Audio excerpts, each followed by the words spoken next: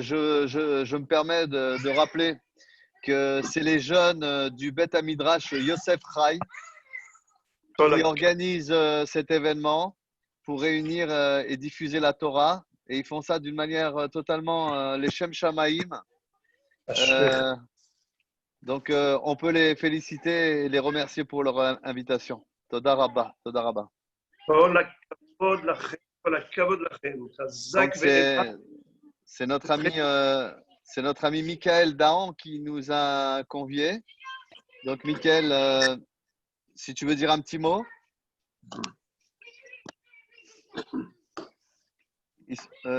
J'arrive pas à remettre ton micro, Michael. Bonjour, Rav Abdelhak. Aujourd'hui, c'est un honneur de vous retrouver avec nous. Rabba, c'est réciproque. Plaisir partagé. Shalom Ouvracha. Alors, vous êtes à C'est plaisir de Marseille. vous revoir. Oui. Votre Bet Amidrash est à Marseille. C'est ça, exactement. Yofi. Eh bien, merci de m'avoir convié pour cette intervention. Baruch Hashem, on a déjà eu l'occasion de se voir une première fois. Maintenant, merci Hashem, comme promis, le thème sera celui de la force de l'union d'Israël. C'est un très bon thème. Ezrat Hashem, une petite minute encore, parce que je voudrais.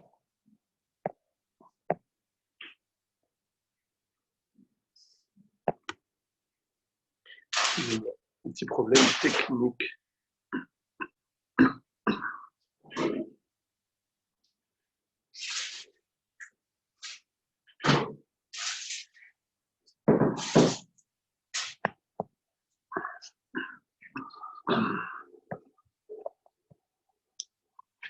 Voilà donc. Dans la parachate de Nassau, que vous avez lu en diaspora, puisque nous, en Eretz Israël, on a lu Shabbat dernier, parachate Be'alotra. Celle que vous allez lire, Be'ezrat Hashem, Shabbat prochain, eh bien, on retrouve la fameuse bracha qui s'appelle Birkat Kohanim. En effet, Hashem demande aux Kohanim de bénir Israël, de bénir le peuple juif. Et comment est-ce qu'il va lui dire? Il va même donner les termes de la bénédiction. On les connaît, ces brachot. Yevarechecha Hashem veishmerecha, que Hakadosh Baruch Hu te bénisse et te protège. Nachon? Mais avant cela, avant de dire Yevarechecha, Hashem dit à Moshe de dire à Aaron comment bénir Israël.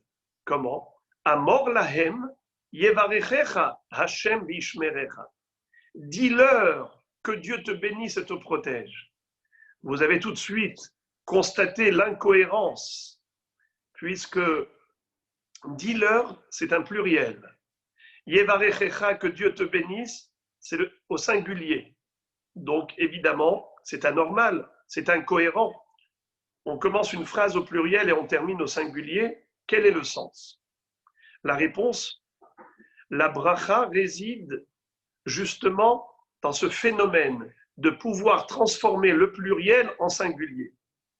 Si Am Israël devient Keish Echad Belev Echad, comme un seul homme d'un seul cœur, eh bien, c'est là où il aura toute sa force, toute sa bracha, Yevarechecha au singulier.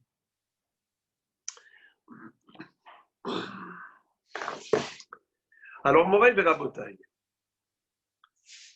on retrouve également dans un passage de la Gemara, Atem Kruim Adam ve'en umot ha'olam Kruim Adam. C'est-à-dire qu'un goy qui est décédé, son corps ne contamine pas, ne communique pas de l'impureté. La notion de l'impureté par rapport au corps d'un mort n'existe que par rapport au corps d'un juif qui est décédé. Comment ça se fait? Parce qu'il est écrit dans Parashat Rukat, à propos de la Tum'at Met, Adam ki yamut ba'ohel, un homme qui est décédé. Alors Rabbi Shimon Bar Yochai va dire Atem kruim Adam ve'en umot haolam kruim Adam. Vous êtes qualifiés de Adam, mais pas les goïm. Alors un jour, ce texte a choqué un roi goï qui a appelé le rav de la ville et lui a dit explique-moi ce passage-là. Ça veut dire quoi? Vous êtes tellement raciste, vous nous considérez autre chose que des êtres humains, quoi. On est des animaux à vos yeux. Alors il lui a dit Sa Majesté, permettez-moi de vous expliquer que ce n'est pas du tout l'intention du texte. Atem kouim Adam, vous Israël, vous appelez Adam et pas les goïm, ça veut dire quoi? Comment est-ce qu'on qualifie l'homme? On peut l'appeler Adam, mais on peut l'appeler Ish, on peut l'appeler Gever.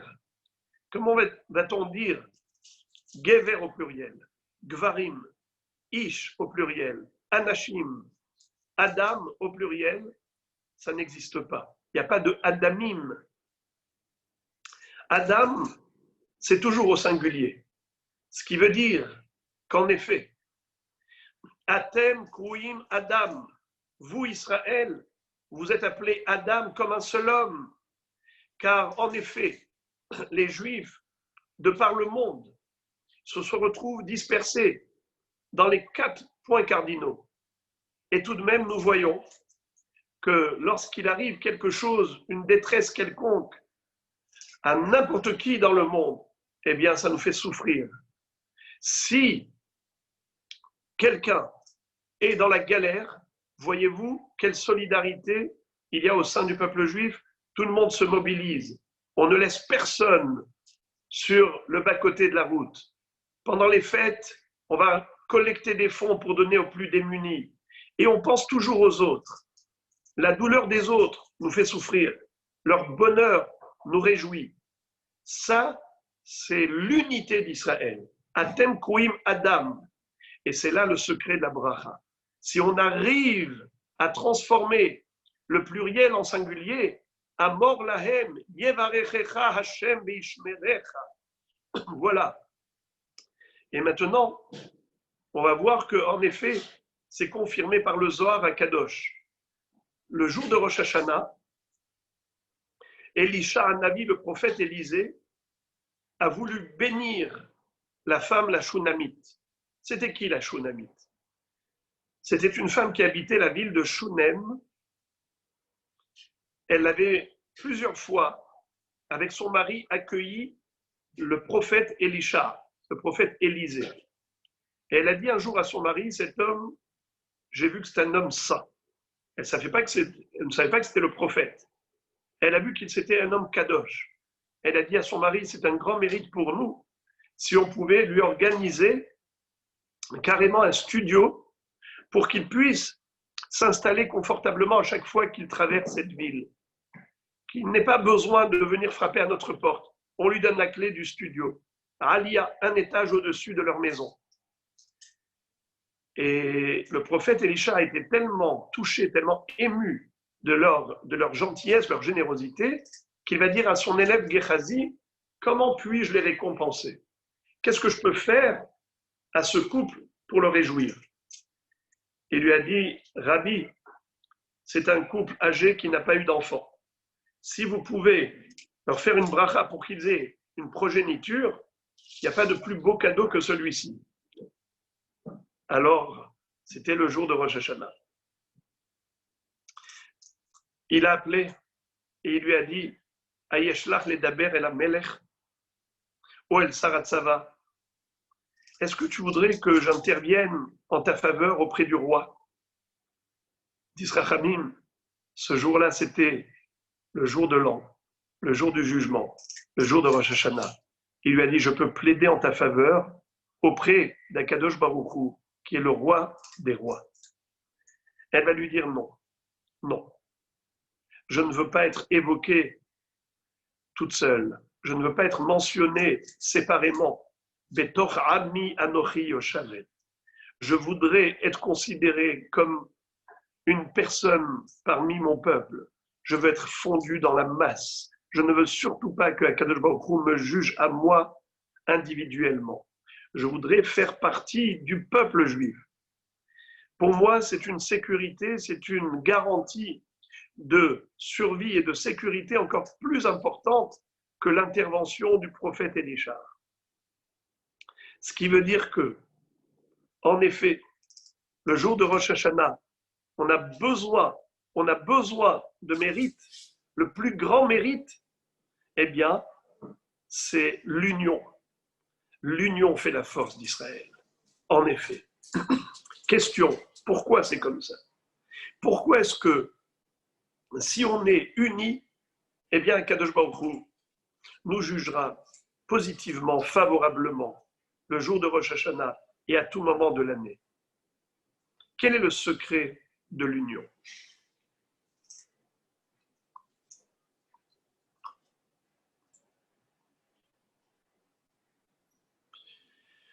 Alors, je vais vous rappeler un épisode très, très émouvant, très passionnant du Navi. Il était une fois à l'époque de Eliyahu an-Navi. Il y avait un roi contemporain qui s'appelait Ahav. Ce roi était un idolâtre.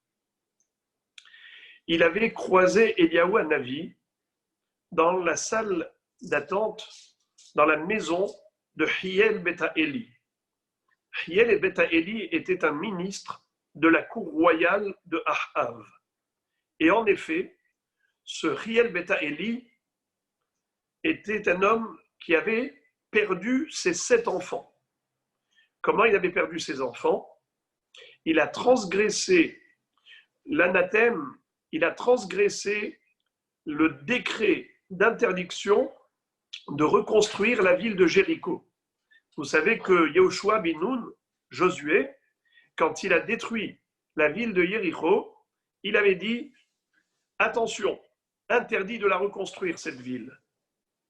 On sait que les murailles étaient tombées en sonnant le chauffard, en faisant le tour 7 fois de la ville. Et il a dit « J'interdis formellement la reconstruction ». Et il a dit « Attention, celui qui la construirait malgré tout, malgré l'anathème, malgré l'interdit, eh bien, au moment où il va fonder les fondations de la ville, il perdra son fils aîné. Et lorsqu'il aura construit toute la ville et qu'il va ensuite fixer les portes, le portail de la ville, eh bien, il perdra son dernier. Biproro isadena ou betseiro yatziv delater. Hiel Beta Eli était un homme rachar, puisqu'il a enfreint cet interdit. Et il a perdu ses enfants, il les voyait mourir l'un après l'autre, et ça ne l'a pas fait reculer. Alors, à ce moment-là, le roi Ahav va dire à Eliyahu Hanavi, je suis très étonné de ce qui s'est passé avec Hiel Beta Eli. Il a transgressé l'interdit de Yehoshua. La malédiction de Josué. Et pourtant, le maître de Yehoshua ben Nun, qui était Moshe Rabbeinu, avait dit que si on commet la faute de l'idolâtrie, eh bien, résultat des courses, il n'y aura plus de pluie en Eretz Israël. Comme c'est écrit dans le schéma. Dans la paracha du schéma, il est écrit Va'avatem Elohim acherim, Vesartem va'avatem Elohim acherim, V'ishtahavitem lahem, Ve'hara'at Hashem bachem, Ve'atzar et hashamayim ve'lo yeh matar. Sous-entendu que si Am Israël transgresse la faute de l'idolâtrie, commet la faute de l'idolâtrie, il y aura de la sécheresse en Israël. Et pourtant, tu vois, moi, j'ai répandu l'Avodah Zara en Israël partout. J'ai mis des idoles partout. Et pourtant, la pluie ne s'arrête jamais. Il y a énormément de pluie en abondance. Alors, je ne comprends pas. La Torah nous a été transmise par le biais de Moshe Rabbeinu, qui était le maître de Yehoshua ben Nun. Et pourtant, la klala, la malédiction de Josué et Yehoshua, l'élève, s'est accomplie. Et la klala de la malédiction de Moshe Rabbeinu, le maître, ne s'est pas accomplie. Comment tu peux m'expliquer une chose pareille? Alors, Eliyahu Hanavi va lui dire, sache une chose. À partir de ce moment, il n'y aura pas de pluie jusqu'à ce que moi j'intervienne auprès d'Hachem pour qu'il y en ait. Et c'est ce qui s'est passé. En effet, lorsque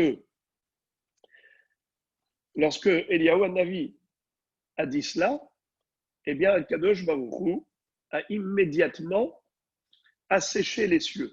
Il n'y avait plus de pluie pendant 3 ans. Au point où les bénis Israël ont vécu dans une famine terrible. Ils ont mangé tout ce qui bougeait. Il n'y avait plus que 5 chevaux dans tout Eretz Israël. Tellement la famine était foudroyante. À un moment donné, Hachem va dire à Eliyahu Hanavi, il faut maintenant renvoyer la pluie sur terre, alors il faut faire quelque chose. Et Eliyahu Hanavi va dire, eh bien maintenant, je vais rassembler tout le peuple juif devant le mont Carmel et je vais leur démontrer que Hachem ou Elohim, que Hachem c'est lui le créateur du monde et pas les idoles, qu'il ne faut pas vouer de culte aux idoles. Les Bnei Israël se sont réunis et là, Eliyahu Hanavi va lancer un défi au prophète de l'idole qui s'appelait Baal. Il va dire aux Kohanim de l'idole Baal, tous les prêtres et tous les prophètes, en tout ils étaient 850 personnes. Il leur a dit, vous croyez, vous, en l'idole? Eh bien maintenant, je vais vous dire quelque chose. On va voir aujourd'hui, c'est qui le vrai créateur du monde. Tous les deux, c'est-à-dire vous et moi, on va construire un autel, on va y mettre un bûcher, on va mettre dessus un sacrifice, c'est-à-dire une bête qu'on va sacrifier, mais on ne mettra pas le feu. On va demander chacun à son Dieu d'envoyer un feu céleste. Si vous arrivez, ça veut dire qu'en effet, vous pouvez croire en la divinité, en l'idolâtrie, chas v'shalom. Et sinon, c'est moi qui réussirai à intercéder auprès d'Hachem pour qu'il envoie un feu céleste pour consumer l'Holocauste. Donc, je vous aurai démontré où est la vérité. Mais arrêtez, s'il vous plaît, vous, les Bnei Israël, d'aller une fois au temple d'idolâtrie et une fois à la synagogue pour prier à Hachem. Il n'y a qu'une seule vérité, il n'y en a pas deux.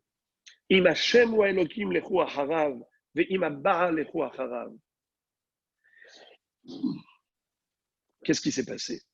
Eux, les prêtres de l'idole, savaient que l'idole est vaine, inerte, nulle. Qu'est-ce qu'ils ont fait pour induire le peuple en erreur, pour les entraîner vers l'idolâtrie?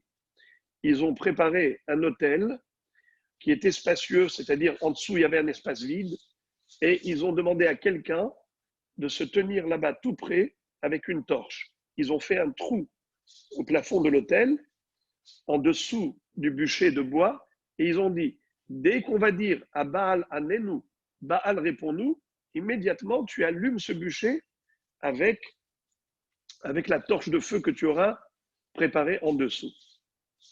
Et qui est-ce qui s'est proposé de faire cela? Devinez, c'était Hiel Beta Eli à nouveau, celui qui a construit la ville de Jéricho malgré l'interdiction. Et celui qui a perdu ses enfants, il était prêt à les sacrifier pour transgresser ce que Yahushua avait décrété. Eh bien, lui maintenant, il se retrouve avec la torche, prêt à mettre le feu dès qu'il va entendre les prêtres dire à Baal, Anenu, le Baal répond-nous. Mais Akadosh Baruch Hu, cette fois-ci, ne va pas le laisser faire. Hachem envoie un serpent qui va piquer Hiel Beta Eli, qui va le tuer sur le champ. Et lorsqu'ils vont dire à Baal Anenu, aucune réponse, il était déjà mort. Et ils ont essayé d'appeler plus fort et plus fort. Et Eliyahu Hanavi va leur dire, je crois que votre Dieu s'est endormi, votre idole. Criez plus fort. Ils se moquaient d'eux. À l'heure de Mincha, il va leur dire, venez maintenant. Et on va voir où est le Hémet. Il va leur dire, la preuve que le feu qui va consumer mon sacrifice, c'est un feu céleste et pas un feu terrestre, c'est que je vous demande de creuser autour de l'autel une tranchée que vous allez remplir d'eau. Mettez de l'eau sur le bûcher, sur le sacrifice, mettez plein d'eau. Le feu terrestre ne peut pas tenir sur l'eau. Le feu céleste, oui. Et c'est ce qu'ils ont fait. Et maintenant, il va dire, Hachem, réponds-moi. Aneni Hachem, Aneni, Akadosh Baruch Hu. Réponds-moi, s'il te plaît, Hachem, réponds-moi. Pourquoi il a dit 2 fois, réponds-moi? Aneni, shetered esh min hashamayim, ve'aneni, shelo yomru ma'asek shafim ose. Réponds-moi en envoyant le feu du ciel. Mais réponds-moi aussi pour que les Bnei Israël ne pensent pas que c'est de la magie, que c'est de la sorcellerie, que oui, ils arrivent à la Emouna, que c'est un Kadosh Baruch Hu qui a tout fait. Eh bien, quelle fut la réaction suite à ce miracle incroyable, le feu qui descend du ciel et qui consume en 1 seconde ce qu'il y avait sur l'autel, le corban, le bois, le bûcher et même toute l'eau qui était dans les tranchées a été léchée, a été desséchée. Il n'y avait plus aucun zécher. Tout était réduit en cendres en 1 seconde. Quelle fut la réaction d'Israël? Ils ont proclamé à l'unisson, Hachem Hua Elohim, Hachem Hua Elohim. Hachem est le seul Dieu créateur du monde. C'est la seule puissance existante. Moraï Verabotaï. Les Mefarshim posent une question. Et ils disent, c'est vrai, Eliyahu Hanavi a réussi à faire teshuva à tout le peuple d'Israël à son époque. Mais il n'a pas donné de réponse. La question de Achav était, comment se fait-il que le maître Moshe Rabbeinu, qui a retransmis la Torah, dans la Torah, il est écrit que si on commet la faute de l'idolâtrie, eh bien, il y aura de la sécheresse. Or, lui, il était idolâtre. Il a entraîné le peuple à l'idolâtrie. Il y avait de la pluie abondante, généreuse. Comment ça se fait? Pourtant, Dieu a écrit dans la Torah des choses clairement. Réponse. Écoutez ça, c'est très très fort. Akadosh Baruch Hu a établi des règles. Il a établi des règles, c'est qu'il y a là-haut, dans le ciel, un tribunal qui fonctionne comme dans le tribunal terrestre. Sur terre, si quelqu'un a commis une faute, s'il n'y a pas eu de procureur, s'il n'y a pas eu d'accusateur, si dans le tribunal on n'a pas ouvert son dossier, eh bien il a peut-être brûlé le feu rouge, il payera plein d'amende. Il a peut-être refusé une priorité, eh bien il n'y aura pas d'amende, personne ne l'a vu. Personne n'est venu le traduire en justice. Personne n'est venu mettre en relief sa faute. Eh bien, il ne sera pas puni. Là-haut, dans le ciel, c'est pareil. Il y a un procureur, c'est le Satan. C'est lui l'accusateur. C'est lui qui ouvre les dossiers. Il a 3 casquettes. Ou Yetzer Hara, ou Satan, ou Malach HaMavet. 3 fonctions. D'abord, il est le Yetzer Hara, le mauvais penchant. Il incite la personne à fauter. Une fois que la personne a été séduite, elle a commis l'infraction, eh bien, le Yetzer Hara se transforme maintenant en Satan. Satan, ça veut dire mastine, un ange accusateur. Et ensuite, une fois qu'il a obtenu gain de cause par son accusation, Akadosh Baruch Hu lui donne le droit de redescendre en tant que Malach HaMavet, en tant qu'ange de la mort. Alors parfois, Chas v'Shalom, c'est la mort, parfois, c'est des souffrances. Les souffrances, c'est une petite mort également. Eh bien, écoutez bien la règle. Si en bas, il n'y a pas d'accusation, là-haut, il n'y a pas d'accusation. Si nous, entre juifs, on ne va pas s'accuser mutuellement, on va avoir un regard positif les uns sur les autres, on va faire abstraction des défauts des uns et des autres, on va se focaliser plutôt sur la qualité de tous, eh bien désormais, là-haut dans le ciel, le Satan n'a pas le droit d'accuser. C'est vrai que à l'époque de Achav, c'était des idolâtres, mais ils vivaient dans l'union. Ils vivaient dans la fraternité.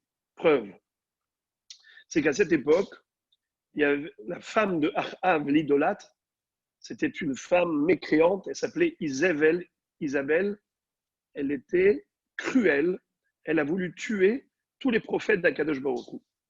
Qu'est-ce qu'a fait Ovadia Hanavi, le seul qui était habilité à travailler dans la cour royale, donc il rentrait au palais royal, c'était le seul tzaddik qui pouvait survivre, eh bien lui a caché une centaine de prophètes dans 2 grottes, 50 dans chacune.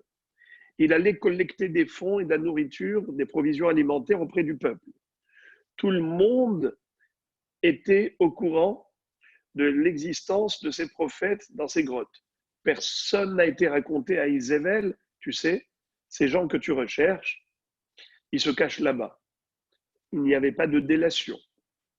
Comme il n'y avait pas de colportage, eh bien, s'il n'y a pas d'accusation en bas, il n'y a pas d'accusation en haut.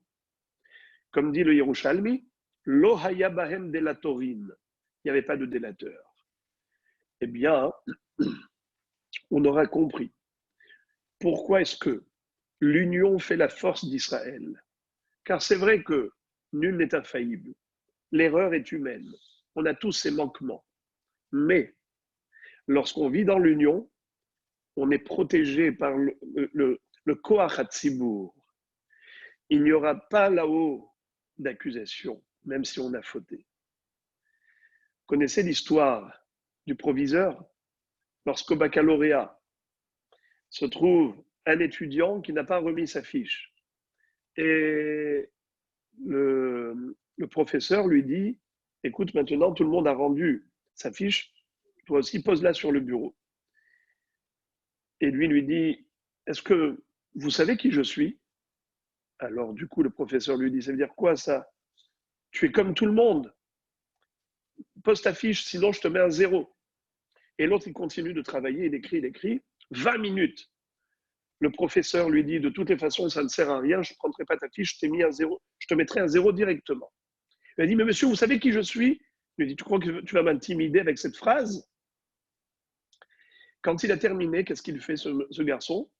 Il se lève, il s'approche du bureau du professeur, il soulève la moitié de la pile de fiches qui était sur le bureau, il met la sienne et il se sauve, et il court, il prend la fuite.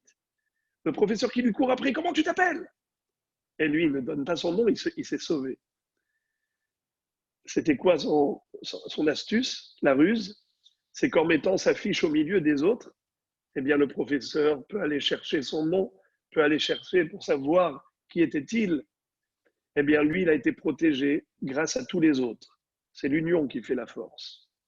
Il n'y a pas d'accusation quand on fait partie de la masse d'Israël. Tzibour, c'est les initiales de Tzadikim, Benonim, Urshaim. Même s'il y a des Rechaim, Benonim, eh bien, ils sont ensemble avec les Tzadikim, ça forme le Tzibour. Koach HaTzibur, c'est extraordinaire. On va conclure avec un très joli Dvar Torah que j'ai lu par rapport à un psaume, un Mizmor. Vous connaissez. Shir Hamalot. Hine matov u'manna'im. Shevet achim gam yachad. Kashemen atov al rosh sheyored al hazakan. Zekan Aharon sheyored al pi midotav. Ketal Hermon sheyored al hareret Zion. Kisham tziva Hashem et abracha. Hayim ad haolam. C'est-à-dire, dans ce pasouk, David Améler nous dit, il est ô combien beau et agréable de voir des frères ensemble. Ça ressemble à l'huile d'onction qu'a utilisé Moshe Rabbeinu le jour où il a oint son frère Aharon pour l'introniser comme Kohen Gadol. Ça ressemble à la rosée de Tzion qui coule sur le mont Hermon. Car là-bas, Dieu a ordonné la bracha, la vie pour l'éternité. Ce Mizmor, a priori, parle de 3 sujets sans rapport entre l'un et l'autre. Il commence par le sujet de la fraternité. Après, il passe au sujet de l'huile d'onction, du Kohen. Et après, on parle de la rosée. Quel rapport? Le Rav David Auerbach Zatzal disait: toute qualité doit être méritée. Il n'y a rien qui n'est offert gratuitement. Du ciel, on ne donne rien pour rien. Il faut faire des efforts pour recevoir en retour les cadeaux divins. Mais il n'y a que 3 éléments qui sont gratuits. La rosée, elle tombe tout le temps, que l'on soit méritant ou pas. Pas comme la pluie. La pluie est conditionnée. Si on est tzaddik, tzaddikim, on reçoit la pluie. Sinon, ce sera fait shalom la sécheresse. Également, la kehuna, être Kohen, c'est gratuit. L'enfant n'a rien fait pour devenir Kohen, il est né parce qu'il est fils de Kohen. Également, la fraternité. C'est quelque chose qui nous procure une protection divine invraisemblable. Même si chas v'shalom, on n'est pas méritant, mais on vit comme des frères et sœurs. On s'entraide, on est solidaires les uns des autres. Eh bien, désormais, grâce à cela, Akadosh Baruch Hu nous protège gratuitement, même sans avoir de mérite. C'est cela le fil conducteur de ce psaume. La fraternité, la rosée et la keuna. Sham, par rapport à ces 3 éléments, Tziva Hashem et Abracha. Dieu a promis la bénédiction, Chaim Adaolam, la vie pour l'éternité. Alors, mon rêve et Rabotai, je vous souhaite de continuer à vivre dans l'union, que ce soit au niveau familial, un esprit fusionnel, toujours dans la hardoute, que ce soit au niveau de la société, dans un milieu de travail, à la synagogue et à l'échelle nationale, même si des continents nous séparent, des pays nous éloignent, mais on est très proche du cœur, parce que Am Israël, depuis qu'il est devenu peuple, Vaïhan Sham Israël, Negedahar, ke ish echad, belev echad. Israël campa face à la montagne de Sinaï comme un seul homme, d'un seul cœur. Et c'est comme ça que c'était depuis le début. Et bien, Ezrat Hashem, c'est grâce à cela qu'on méritera la venue du Mashiach. Comme dit le Pasuk, Atem mitzavim hayom kullechem. Vous êtes forts, puissants lorsque vous êtes ensemble, kullechem. Et là-bas, le Midrash Tanchuma cite le Pasuk, Vehaya lach Hashem leor olam. Et Dieu sera pour toi une lumière éternelle. Et Matai, quand est-ce que ça va se passer? Lorsque vous serez be'aguda achad, comme une botte de roseaux. Lorsqu'on a des roseaux, chaque roseau est faible, fragile, on peut le casser facilement. Mais si on a 1000 roseaux qui forment une botte, 10 000 roseaux qui forment une botte, même l'athlète le plus puissant ne pourra pas y casser. Eh bien, nous dit le Midrash, c'est exactement cela, la notion de Hardout. Ça nous donne une force devant un Kadosh Baruch Hu pour nous protéger de tout le mal du monde. Alors, Yehi Ratzon, qu'il en soit ainsi, qu'on arrive à cette Hardout, cette Ahava ve'ahva shalom ve're'ut, et Hashem yevarech et amo b'shalom. La dernière bracha de la Hamida, c'est la bracha du shalom. Nous disent nos maîtres qu'après toutes les demandes, qu'est-ce qu'on demande? La paix. Pourquoi? Nous disent Rachamim, im en shalom en klum. On a beau tout avoir, s'il n'y a pas de paix, on n'a rien. Si on a la paix, eh bien on a tout. Qu'Akadosh Baruch Hu nous aide et déverse sur nous toujours sa bonté pour une paix pour l'ensemble du clan d'Israël, pour l'ensemble de l'humanité, Ken Yehi Ratzon, Toda Rabba. Amen, amen. Chazak ubaruch Rabbeinu. Kol hakavod. Bruchim tiyu. Chazak ubaruch. Merci Marseille de nous avoir accueillis ce soir. Ça fait plaisir, ça fait un petit lien avec la France, comme ça fait toujours plaisir. Et au plaisir de tous vous retrouver. Je vous rappelle également que nous organisons une conférence chaque mardi soir avec le Rav Daniel Abdelchak en direct de Natania. Et c'est à 21h heure israélienne, 20h heure française. Donc vous pouvez nous retrouver. Le code Zoom, c'est 26 26 52 5780 comme l'année. Voilà, on vous invite à nous rejoindre. Le mot de la fin pour Michael Dahan.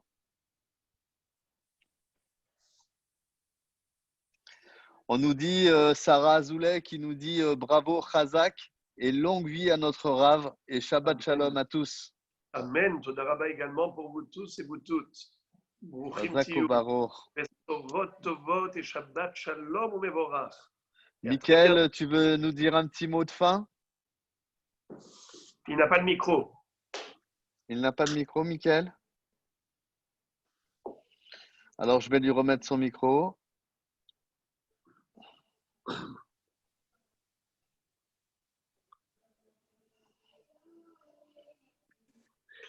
Alors, Michael, tu es là? Oui, oui. Alors, merci beaucoup, Rav Abdelchak, pour ce cours. Plaisir. C'était très, très bien. Et je vous souhaite un très bon Shabbat Shalom. C'était un honneur. Toda Rabba, Bruchim Tiyu. En tout cas, le jour où vous viendrez à Natania, sachez qu'il y a Baruch Hashem une synagogue qui a été fondée spécialement pour les Olim Chadashim et accueillir tout le monde. Vous n'avez pas besoin de chercher très loin. C'est à côté du Kikar, tout proche. Vous arrivez du Kikar directement à la Choule. C'est une des rues qui est attenante au Kikar. Ismach Moshe, au 33 rue Gad Marnez, à l'hôtel Palace. C'est la maison de tous les Olim Chadashim. Et le Baruch Hashem, déjà ici à Natania, grâce à Dieu, on a pu se retrouver nombreux et nombreuses. Et Imirtse Hashem, qu'on puisse partager que des brachot, des besorot tovot, yeshua benechamot. Amen, amen, amen. Et bonne continuation. Bravo. Merci beaucoup. Kol tuv lachem. Shalom. Toda Rabba. Alors, merci à tous de nous avoir suivis. Merci à Michael de nous avoir invités. De rien, merci au Beth Midrash d'avoir été présent. Et on espère vous revoir très bientôt. Chazak ou Baruch. Laila Tov, Marseille. Kol Tov. Kol Tov.